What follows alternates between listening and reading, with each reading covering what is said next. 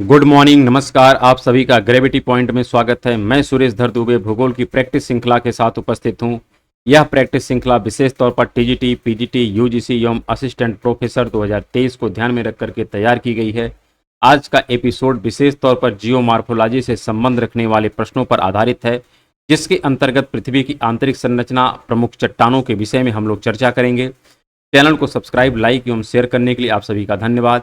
यदि आपने अभी तक चैनल को सब्सक्राइब नहीं किया तो चैनल को सब्सक्राइब करें, लाइक करें एवं प्रमोट करें, जिससे बेहतर वीडियो का नोटिफिकेशन आप लोगों तक सबसे पहले पहुंच सके। प्रत्येक वीडियो का पीडीएफ मटेरियल टेलीग्राम चैनल पर उपलब्ध है, उसे आप वहां से डाउनलोड कर सकते हैं, जिसका लिंक नीचे कमेंट बॉक्स में दिया गया है। तो आइए आज हम प्रश्न प्रारंभ करते हैं। आज का जो सबसे पहला प्रश्न है, यहाँ पर लिखा है, आनत शैल संस्तर पर क्षैतिज रेखा की दिशा को क्या कहते हैं। तो यहाँ पर आंसर एकदम स्पष्ट होना चाहिए। बाकी इसके विषय में तो हम लोग विशेष चर्चा करेंगे जब पृथ्वी की आंतरिक संरचना के विषय में अध्ययन करने के क्रम में बल की चर्चा करेंगे, क्योंकि बल के ही दौरान जब चट्टान का क्षैतिज संस्तर होता है और उस पर आनत अगर कोई शैल है तो उसका जो कोण बनता है उसे कहते हैं नतिलंब। क्या कहते हैं? नतिलंब।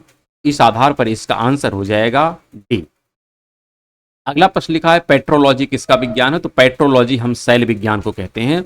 तो ये भी एकदम टू द पॉइंट है। पेट्रोलॉजी का संबंध किस विज्ञान से है? तो शैल विज्ञान से है।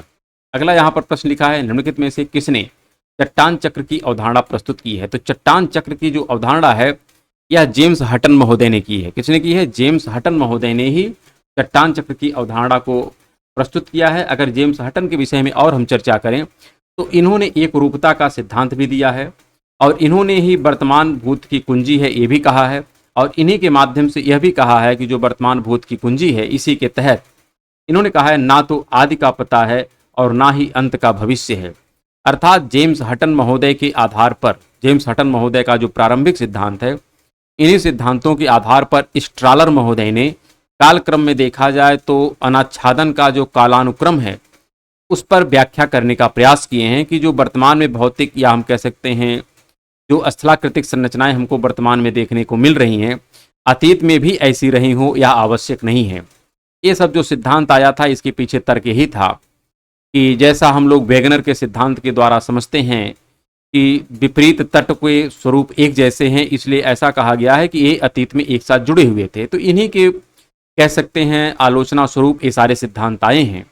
तो उसमें जेम्स हटन महोदय का भी काफ़ी महत्वपूर्ण रोल है और स्टालर महोदय का है, लेकिन जेम्स हटन महोदय का जो प्रमुख सिद्धांत है वो है चट्टान चक्र। साथ में अगर हम बात करें तो एक रूपता का सिद्धांत है, वर्तमान भूत की कुंजी है, जिसके तहत इन्होंने कहा है ना तो आदि का पता है और ना ही अंत का भविष्य है। इस प्रकार इस प्रश्न का आंसर हो जाएगा बी। अगला प्रश्न यहाँ पर लिखा है, सामान्यतया इनमें से कौन सा परतदार चट्टानों में पाया जाता है। तो पूछ रहा है कि परतदार चट्टानों में कौन सा पाया जाता है। तो यहाँ पर आपको जवाब देना है कि परतदार चट्टानों में, यहाँ पर इसका तात्पर्य ये पूछ रहा है कि किसके द्वारा परतदार चट्टानें बनती हैं, ये प्रश्न पूछा जा रहा है। इसके अर्थ को समझना है। बेसाल्ट एक आग्नेय चट्टान है, सेल भी एक प्रकार की अवसादी चट्टान है। सेल क्या है? एक अवसादी चट्टान है। मैग्नीशियम यह कहाँ पाया जाता है? तो जब आप सीमा में जाते हैं, कहाँ जाते हैं? सीमा में जाते हैं तो वहाँ मैग्नीशियम मिलता है। जो हमारी परतदार चट्टानें होती हैं, जो अवसादी चट्टानें होती हैं, उसमें प्रमुख रूप से सिलिका पाई जाती है। क्या पाई जाती है? सिलिका। क्योंकि जो बाहरी चट्टानें होती हैं इसमें सियाल का परसेंटेज अधिक होता है, अर्थात सिलिका का यहाँ पर कंट्रीब्यूशन बहुत ज़्यादा होता है। तो इस आधार पर इसका आंसर हो जाएगा बी। अगला प्रश्न लिखा है, निम्नलिखित में से कौन एक मृदा परिच्छेदिका के संस्तरों को प्रदर्शित करता है। अगर मृदा परिच्छेदिका की हम बात करें तो मृदा परिच्छेदिका में कई संस्तर पाए जाते हैं और इस पर हम लोग अलग से चर्चा मृदा परिच्छेदिका में करेंगे कालक्रम में। तो यहाँ पर इस प्रकार से इसके लेयर पाए जाते हैं। अगर हम बात करें, एक लेयर होती ओ लेयर जिसको ऑर्गेनिक लेयर कहते हैं, फिर ए लेयर होती है, फिर बी लेयर होती है, फिर यहाँ पर सी लेयर होती है जो सबसे निचली लेयर होती है, इसको हम लोग डी लेयर या इसी को रॉक का लेयर कहते हैं। क्या कहते हैं? Rock layer. लेकिन यम लेयर कहीं पर भी विद्यमान नहीं है। तो इस आधार पर अगर हम बात करें, हमारा जो आंसर हो जाएगा वो हो जाएगा यम, क्योंकि यम मृदा प्रतिच्छेदिका में कोई लेयर नहीं है। ओ भी पाई जाती है, सी भी पाई जाती है और आर भी पाई जाती है। अगला प्रश्न लिखा है, निम्नलिखित में से भूमिगत जल का कौन सा स्रोत अवसादी चट्टानों से प्राप्त होता है। तो हमको जवाब देना है भूमिगत जल का, यहाँ पर स्पष्ट रखना है, भूमिगत जल का कौन सा स्रोत अवसादी चट्टानों से प्राप्त होता है? इसको कहते हैं नैसर्गिक। नैसर्गिक मतलब होता है नेचुरल। तो जो नेचुरल हमारे जल होते हैं, जिसके माध्यम से हम, अर्थात जो जल हम पीने के लिए प्रयोग करते हैं या जिस जल से हम खेती में सिंचाई के लिए इस्तेमाल करते हैं, जिसका प्रयोग हम लोग कुएं के माध्यम से, मतलब कुएं के द्वारा इस जल को हम प्राप्त करते हैं या नलकूप के माध्यम से, हैंडपंप के माध्यम से इन जलों को हम प्राप्त करते हैं, इन जलों को हम क्या कहते हैं? नैसर्गिक जल कहते हैं, अर्थात कोनेट जल भी कहते हैं। इसी प्रकार मैग्मेज या जुबेनियन जो जल होता है, इसका संबंध कह सकते हैं जहाँ पर ज्वालामुखी की प्रक्रियाएं संपन्न होती है, वहाँ का जो जल होता है उस जल को हम लोग मैग्मज या जुवेनियल अर्थात किशोर जल का नाम देते हैं। फिर अगला लिखा है महासागरीय जल। तो इसके विषय में भी आप लोग जानते हैं कि जो महासागर का जल है, आकाशीय जल का तात्पर्य होता है कि जो हमारे एटमॉस्फियर में ह्यूमिड के रूप में विद्यमान है उसकी बात करता है, लेकिन यहाँ पर भूमिगत जल का बात कर रहा है। तो इस आधार पर जो आंसर हो जाएगा वो हो जाएगा ए। अगला यहाँ पर प्रश्न लिखा है निम्नलिखित कथनों का परीक्षण करें तथा नीचे दिए गए कूट का उपयोग करते हुए सही उत्तर का चयन करें। फेल्सिक चट्टानों का रंग हल्का होता है। तो यहाँ पर आपको स्पष्ट होना चाहिए कि चट्टानों का हम लोग कई आधार पर वर्गीकरण करते हैं। एक तो वर्गीकरण यही है जिसमें हम लोग पहला नाम देते हैं फेल्सिक, फिर एक नाम होता है मैफिक और एक नाम होता है अल्ट्रा मैफिक। क्या नाम होता है? Ultra mafic. तो जो फेल्सिक होता है यह चट्टानें अम्लीय होती हैं। जो मैफिक होता है ये चट्टानें एक प्रकार से धात्विक होती हैं या इसी को कहते हैं क्षारीय होती हैं। और एक जो अल्ट्रा मैफिक होता है या इंटरमीडिएट किस्म का चट्टान होती है। और इसी के विषय में हम लोग एक और क्रम में अध्ययन कर सकते हैं कि जिसमें सिलिका की अधिकता होती है वह आपका होता है फेल्सिक, जिसमें सिलिका की कमी होती है उसको कहते हैं मैफिक, और जिसमें सिलिका मध्यम क्वालिटी में रहता है उसको कहते हैं अल्ट्रा मैफिक। तो जिसमें सिलिका अधिक होता है उसका कलर थोड़ा हल्का रहेगा और जिसमें सिलिका बहुत कम होती है उसका कलर गाढ़ा होता है। तो जो फेल्सिक है इसमें सिलिका का परसेंटेज चूंकि बहुत कम होता है तो इसलिए इसका रंग क्या होगा? हल्का होगा। मैफिक में सिलिका बहुत ज़्यादा होता है इसलिए इसका रंग गाढ़ा होता है। तो जितनी हमारी अम्लीय चट्टानें हैं जिसके अंतर्गत अगर हम बात करें तो ग्रेनाइट है, रायोलाइट है, डायोराइट, एंडेसाइट जो हैं, ये सब खास करके आपकी इसी में आती हैं, फेल्सिक किस्म की चट्टान में आती हैं। मैफिक की अगर बात करें तो यहाँ पर आपकी गैब्रो है, बसाल्ट है, पेरिडोटाइट किस्म की चट्टानें आती हैं। और अल्ट्रा मैफिक में अगर हम डिस्कस करें इसमें ज़्यादातर वही आपकी जो डायोराइट और एंडेसाइट है उन्हीं को रखा जाता है। तो इस आधार पर जो लिखा है फेल्सिक चट्टानों का रंग हल्का होता है, यह तथ्य सही है क्योंकि फेल्सिक एक अम्लीय चट्टान है जिसमें सिलिका का परसेंटेज कम है, इसलिए यह चट्टान हल्के रंग की होती है। फिर लिखा है बैथोलिथ का तल दृश्यमान होता है। तो बैथोलिथ एक पातालीय संरचना है। कैसी संरचना है? पातालीय है। तो जब पातालीय होगी तो यह दृश्यमान हो ही नहीं सकती। फिर लिखा है ग्रेनाइट तथा रायोलाइट मैफिक चट्टान है। तो ग्रेनाइट और रायोलाइट यह एक अम्लीय चट्टान है और अम्लीय चट्टान होने के कारण यह फेल्सिक की कैटेगरी में आती है। किस कैटेगरी में आती है? फेल्सिक की कैटेगरी में आती है। तो यह भी हमारा गलत है, अर्थात हमारा केवल एक ही आंसर होगा और इस आधार पर आंसर हो जाएगा केवल ए। अगला प्रश्न लिखा है ज्वालामुखी राख के संगठित होने से निर्मित चट्टान को क्या कहते हैं? तो उसको कहते हैं टफ। क्या कहते हैं? टफ। जबकि जब मैग्मा क्षैतिज रूप में पृथ्वी के आंतरिक भाग में जमा हो जाता है तो उससे बनता है सिल। क्या बनती है? सिल बनती है। इसी प्रकार जब हमारी आग्नेय प्रक्रियाओं से, ज्वालामुखी की प्रक्रियाओं से जो चट्टान बनती है उसको कहते हैं ज्वालामुखी चट्टान। तो यह कुछ इसके विषय में अन्य तथ्य था जो भी हमको समझना है। अगला यहाँ पर प्रश्न लिखा है अवसादी चट्टानें अंततः किससे प्राप्त होती हैं? यह प्रश्न पूछ रहा है कि अवसादी चट्टानें अंततः किससे प्राप्त होती हैं। तो हमको जवाब देना है कि अवसादी चट्टानों का जो मूल है यह आग्नेय है, क्योंकि प्रारंभिक जो चट्टानें हैं यह सब आग्नेय चट्टानें ही हैं। कालक्रम में इस पर अनाच्छादन और अपर्दन की प्रक्रियाएं हुई हैं जिसके परिणाम स्वरूप रूपांतरित कह सकते हैं परतदार चट्टानें या अवसादी चट्टानों के निर्माण हुआ है।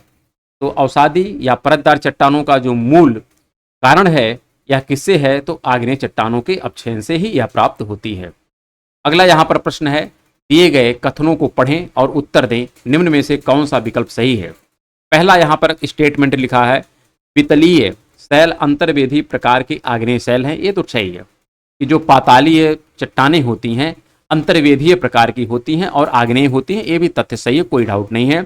दूसरा लिखा है यह बहुत धीरे धीरे ठंडा होता है क्योंकि आसपास के शैल मैग्मा के अंतर्वेधन के चारों ओर रोधन के रूप में कार्य करते हैं। तो ये भी तथ्य सही है। तो इस आधार पर दोनों स्टेटमेंट हमारे सही हैं, तो ऐसे में हमारा आंसर हो जाएगा बी। क्या हो जाएगा? बी। अगला प्रश्न लिखा है, दिए गए कथनों को पढ़ें और उत्तर दें कि निम्न में से कौन सा विकल्प सही है। बताना है कौन सा सही है। तो यहाँ पर पहला लिख रहा है स्टेटमेंट, तैल जो ऊष्मा और दाब के कारण परिवर्तित हो जाते हैं उन्हें कायांतरित कहते हैं। तो ये बात पूरी तरीके से सत्य है, क्योंकि जो रूपांतरित सेल होती है या जो कायांतरित सेल होती है जिसको मेटामॉर्फिक रॉक कहते हैं, इसका तात्पर्य होता है हाई टेम्परेचर और प्रेशर पर इनका रूप बदल जाता है। तो यह सही है। दूसरा लिख रहा है, स्लेट एक तरह की कायांतरित सेल है। ये भी तथ्य सही है। तो यहाँ पर दोनों स्टेटमेंट सही हैं और इस आधार पर हमारा आंसर हो जाएगा बी। अगला प्रश्न लिखा है, निम्नलिखित में से कौन सी चट्टान क्रेटन से संबंध रखती है। तो क्रेटन का तात्पर्य जो है यह क्रेटोजन से है। किससे है? क्रेटोजन।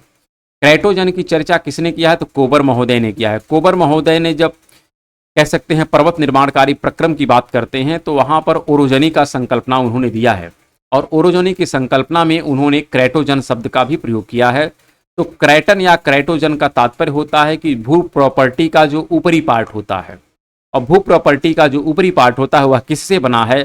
तो खास करके ग्रेनाइट से ही बना है। किससे बना है? ग्रेनाइट से बना है। तो इस आधार पर अगर हम अपने आंसर की बात करें, ग्रेनाइट और बसाल्ट हमारा आंसर होगा, तो यहाँ पर आंसर हो जाएगा सी। तो ये हमारा प्रॉपर आंसर है। अगला यहाँ पर प्रश्न लिखा है, अम्लीय मैग्मा में सिलिका का प्रतिशत कितना होता है। तो जो अम्लीय मैग्मा होता है, हमने अतीत में चर्चा किया था अभी कि जो फेल्सिक होता है, मैफिक होता है और अल्ट्रा मैफिक होता है। उसी प्रकार एक और वर्गीकरण है मैग्मा का, और वहाँ पर एक मैग्मा होता है जो अम्लीय होता है। तो अम्लीय मैग्मा के लिए हम लोग जो कहते हैं सिलिका का परसेंटेज, वह 77% से अधिक होता है अगर सिलिका, तो यह हमारी मैग्मा जो कहलाती है इसको कहलाते हैं अम्लीय। क्या कहलाता है? यह अम्लीय। और इसी के दायरे में जो आंतरिक संरचना है वह बनती है ग्रेनाइट, और जो बाहर बनती है उसका नाम है रायोलाइट। इसी प्रकार जब सिलिका की मात्रा 55 से लेकर के 77% तक होती है, कहाँ तक होती है? 77% तक होती है। ऐसे से बनने वाली जो चट्टान होती है उसको हम लोग क्या कहते हैं? तो उसको कहते हैं इंटरमीडिएट किस्म का। क्या कहेंगे? तो यह होता है इंटरमीडिएट किस्म का। और इसके अंतर्गत जो चट्टान है उसमें आती है डायोराइट और एंडेसाइट। इसी प्रकार जिसमें सिलिका का परसेंटेज 45 से लेकर के 55% होता है, 45 से 55% होता है, इसको कहते हैं क्षारीय मैग्मा। और क्षारीय मैग्मा से बनने वाली जो चट्टान है उसमें आपकी मिलती है गैब्रो और पेरिडोटाइट, गैब्रो और बसाल्ट। क्या मिलती है? गैब्रो और बसाल्ट। इसी प्रकार जिसमें सिलिका का परसेंटेज 45 से भी कम होता है, 45% से भी कम होता है, और इस प्रकार कि मैग्मा से बनने वाली जो चट्टान है उसका नाम है पेरिडोटाइट। क्या नाम है? पेरिडोटाइट। तो इससे बनने वाली चट्टान का नाम है पेरिडोटाइट। इस आधार पर हम कह सकते हैं यह सिलिका के वितरण का एक क्राइटेरिया है और इसी आधार पर चट्टानों का हम नामकरण करते हैं। तो यहाँ पर चूंकि प्रश्न पूछा है अम्लीय मैग्मा, तो अम्लीय मैग्मा का तात्पर्य है सिलिका अधिक होगा। तो जिसमें सिलिका अधिक होगा वह चट्टान हल्की होगी, हल्के रंग की होगी इस आधार पर, और इसका मैग्मा जो होगा काफ़ी गाढ़ा होगा। तो ये सब तथ्य भी है, इसके विषय में हम लोग कालक्रम में चर्चा करते रहेंगे, लेकिन इसका प्रॉपर आंसर हो जाएगा बी। अगला यहाँ पर प्रश्न लिखा है, निम्न में से कौन सा युग्म सुमेलित है। हमको बताना है कौन सा सुमेलित है, अर्थात 3 इसमें ऐसे हैं जो सुमेलित नहीं है, सिर्फ एक ही सुमेलित है और उसी की पहचान करना है। तो यहाँ पर लिखा है अम्लीय लावा मैग्नीशियम का उच्च प्रतिशत होता है। तो मैग्नीशियम नहीं होता बल्कि किसका होता है? सिलिका का होता है। तो यह गलत हो गया। फिर लिखा है पैठिक लावा सिलिका का निम्न परसेंटेज होता है। ऐसा ही सिलिका का पैठिक का तात्पर्य होता है बेसिक लावा। जो क्षारीय लावा होती है, क्षारीय लावा को ही कहते हैं पैठिक लावा, और पैठिक लावा या क्षारीय लावा का तात्पर्य सिलिका कम होती है। यहाँ पर सिलिका का जो परसेंटेज है 45 से 55% होता है। तो यह प्रॉपर ढंग से सही है, बाकी सभी सही नहीं है, इसलिए हमारा आंसर हो जाएगा बी। अगला प्रश्न लिखा है, ऊर्ध्वाधर संधियों में घुसने वाला और ठोस हो जाने वाला जो मैग्मा होता है इसको क्या कहते हैं? तो इसको डाइक कहते हैं। क्या कहते हैं? डाइक कहते हैं। बाकी जो सिल है, सिल का तात्पर्य होता है क्षैतिज संरचनाएं होती हैं। इसी प्रकार बैथोलिथ भी ऊर्ध्वाधर संरचना है लेकिन पातालीय संरचना है। लोपोलिथ जो है यह एक प्रकार से हम कह सकते हैं यह भी पातालीय संरचना है लेकिन क्षैतिज स्ट्रक्चर में यह निर्मित हुई है। ऊर्ध्वाधर स्ट्रक्चर में निर्मित होने वाली सिर्फ 2 शैलें हैं, एक डाइक और एक बैथोलिथ। लेकिन बैथोलिथ यह पातालीय संरचना काफी गहराई में मिलती है और डाइक आपकी सतह के समीप पाई जाती है। तो इस आधार पर हमारा आंसर हो जाएगा ए। अगला प्रश्न लिखा है स्लेट बलुआ पत्थर से बना है, ये गलत है। फिर लिखा है सिस्ट स्लेट से बना है, ये सही है। फिर संगमरमर चूना पत्थर से बना है, ये भी सही है। क्वार्टजाइट आपका बलुआ पत्थर का रूपांतरण है। सेल का रूपांतरण सेल होता है, तो सेल का रूपांतरण डायरेक्ट सिस्ट नहीं होता, बल्कि हम कहते हैं कि पहले सेल होता है। सेल का रूपांतरण जब करते हैं तो इससे बनता है पहले स्लेट बनता है। क्या बनता है? स्लेट बनता है। सेल का रूपांतरण स्लेट है और स्लेट का रूपांतरण क्या है? सिस्ट है। तो यह प्रॉपर क्रम है, लेकिन फिर भी सेल का ही रूपांतरित रूप सिस्ट है, इसमें कोई डाउट आपको नहीं होना चाहिए। तो बलुआ पत्थर का संबंध स्लेट से नहीं है, तो इसलिए यही सही नहीं है, और जो सही नहीं है वही हमारा आंसर होना चाहिए। तो आंसर हमारा हो जाएगा ए। क्या हो जाएगा? ए। बाकी सब सही है, इसलिए सही हमारा आंसर नहीं देना है, गलत का आंसर चयन करना है।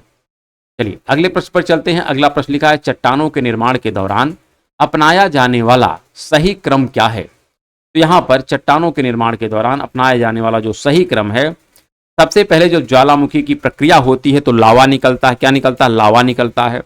उसके पश्चात यह लावा ठंडा होता है तो आग्नेय चट्टान बनती है। फिर आग्नेय चट्टान का अनच्छादन और अपर्दन की प्रक्रिया होती है, तो इससे अवसादी चट्टान बनती है। और फिर इस अवसाद के ऊपर जब तापमान और दाब लगता है तो कायांतरित चट्टान बनती है। अर्थात हमारा क्रम होगा 3 2 4 1। क्या होगा? 3 2 4 1, हमारा बी आंसर हो जाएगा। अगला प्रश्न यहाँ पर लिखा है ग्रेनाइट के पत्थर कीचड़ की गुफाओं और लावा की गुफाएं किस प्रकार की काष्ठ भूमि के उदाहरण हैं? तो इसका बेहतर आंसर आपका है स्यूडोकस्ट। इसके विषय में हम लोग बहुत जानकारी स्पष्ट करेंगे जब लैंड फार्म की चर्चा करेंगे। अभी तो लैंड फार्म हम पढ़ नहीं रहे हैं, लैंड फार्म हमको कालक्रम में पढ़ना होगा।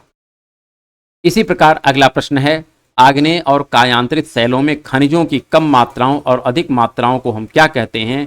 इसको परत और तल कहते हैं। क्या कहते हैं? परत और तल कहते हैं। तो इसको भी आप एज इट इज याद करने का प्रयास करिएगा, क्योंकि यह तथ्यात्मक प्रश्न है। अगला यहाँ पर प्रश्न लिखा गया है निम्नलिखित अर्थात शैलों की सतहें परतों को ढीला होने और उतरने के कारण उनका अवखंडन क्या कहलाता है? इसको अपपर्णन कहते हैं। क्या कहते हैं? अपपर्णन। यानी जैसे कोई पार्ट होता है यह पूरा खिसक के नीचे चला जाता है, इसी को हम एक प्रकार से मास वेस्टिंग भी कहते हैं। क्या कहते हैं? मास वेस्टिंग भी कहते हैं। तो अपपर्णन ही वह तात्पर्य है, जो हमारा प्रॉपर आंसर होगा। अपघर्षण की जो प्रक्रिया होती है यह एक प्रकार से अपर्दन का टाइप होता है। जलयोजन भी एक प्रकार से अनाच्छादन और अपर्दन के दायरे में आता है। ब्लॉक अवखंडन का तात्पर्य होता है कि कोई एक पार्ट अपने ही स्थान पर टूट जाए तो उसको ब्लॉक अवखंडन कहते हैं। लेकिन जब कोई भी पार्ट ऊपर से कह सकते हैं गुरुत्वाकर्षण के अधीन नीचे की तरफ आने का प्रयास करता है तो उसको अपपर्णन या इसी को मास वेस्टिंग कहते हैं, और इस आधार पर हमारा आंसर हो जाएगा बी। अगला प्रश्न लिखा है निम्न कथनों में से कौन सा रोड़ी के लिए सही है? रोड़ी का तात्पर्य होता है, जैसे हमने आपसे अभी तो डिस्कस नहीं किया है, कार्यक्रम में करेंगे, बजरी होता है, मतलब एक पर गोलास्म होता है, बजरी होता है, कंकड़ होता है, ये सब बातें होती हैं। तो इसी आधार पर जो रोड़ी की बात हो रही है इसी के विषय में पूछ रहा है। यह बेहद अस्थिर और इनमें ढीले कोणीय ब्लॉक होते हैं, अर्थात यही आंसर हमारा सही हो जाएगा। अगला यहाँ पर प्रश्न लिखा है चट्टानों का वर्गीकरण किसके द्वारा परिभाषित किया जाता है? तो चट्टानों का वर्गीकरण जो किया गया है यह मूल रूप से उसके रासायनिक संरचना, उसकी बनावट, स्ट्रक्चर और निर्माण की प्रक्रिया जो प्रोसेस है, इन तीनों का प्रतिफल होता है, और इन्हीं के आधार पर हम चट्टानों का क्या करते हैं? वर्गीकरण करते हैं, और इस आधार पर हमारा आंसर हो जाएगा ए। अगला प्रश्न लिखा है निम्न में से कौन सा एक शैलों का निर्माण करने वाला खनिज नहीं है? अर्थात शैलों का निर्माण करने में किसका प्रयोग नहीं किया जाता है? तो वह है न्यूट्रिनोनोस। क्या है? न्यूट्रिनोनोस। बाकी फेल्डस्पार, माइका और क्वार्टजट, इन सब का प्रयोग या इन सब के माध्यम से ही शैल का निर्माण होता है, और इस पर भी हम लोग कालक्रम में चर्चा करेंगे। जो हम लोग अभी डिस्कस किए थे कि फेल्सिक, मैफिक और अल्ट्रा मैफिक, तो उन सब में यही आपके कह सकते हैं खनिज पाए जाते हैं। फेल्सिक में अगर बात करें तो वहाँ पर क्वार्टजाइट, क्वार्ट्ज और फेल्ड्स पर होता है। माइका जो होता है या एक प्रकार से अल्ट्रा मैफिक में पाया जाता है। तो ये सब उसी क्रम में है, लेकिन इस पर और बृहद चर्चा हम लोग कालक्रम में करेंगे।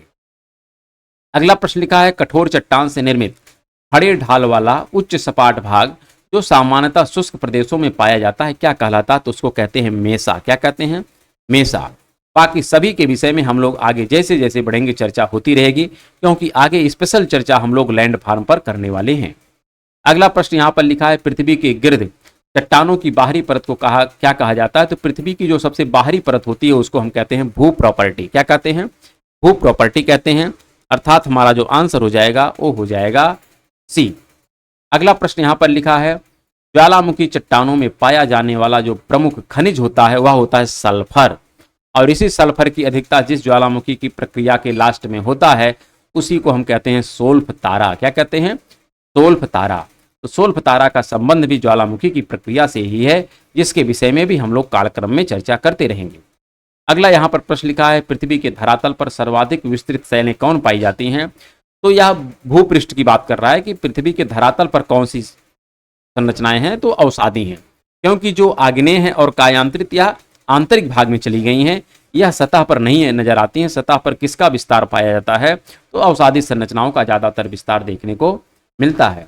अगला यहाँ पर प्रश्न लिखा है, निम्न में से कौन सा प्राथमिक चट्टानों की श्रेणी के अंतर्गत आता है? तो यह आप सभी लोगों को पता होगा कि प्राथमिक श्रेणी के प्राथमिक चट्टान के अंतर्गत कौन आता है? बसाल्ट आता है, और इसी का अल्टरनेट जो नाम है वह है असितास्म। तो असितास्म को ही बसाल्ट कहते हैं, और यह प्राथमिक चट्टान है, अर्थात यह आग्नेय चट्टान है। और किस प्रकार की है? तो क्षारीय है।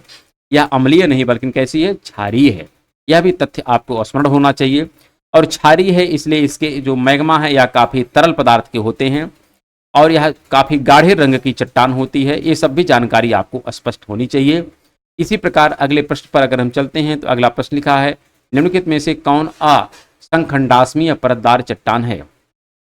अर्थात अगर इसको हम एक साथ जोड़ के पढ़ें तो कह सकते हैं असंख्य खंडाश्मीय परतदार चट्टान। तो इसे हम क्या कहते हैं? यह कौन सी चट्टान है? किसका यह नाम है? तो जो सेल चट्टान होती है उसी को हम असंखंडाश्मीय परतदार चट्टान कहते हैं।